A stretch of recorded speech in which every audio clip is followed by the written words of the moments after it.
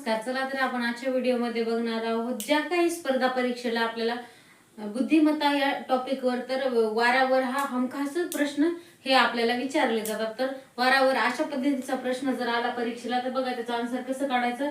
2 जानेवारी 2013 ला बुधवार होता, तर 2 जानेवारी 2016 ला कोणता वार असेल हे आपल्याला काढायला सांगितलेले.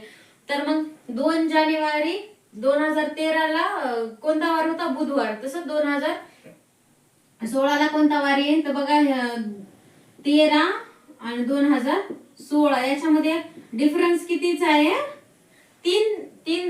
तीन वर्षाचा डिफरन्स आहे. तर मग डायरेक्ट आपल्याला 3 वार पुढे जायचं.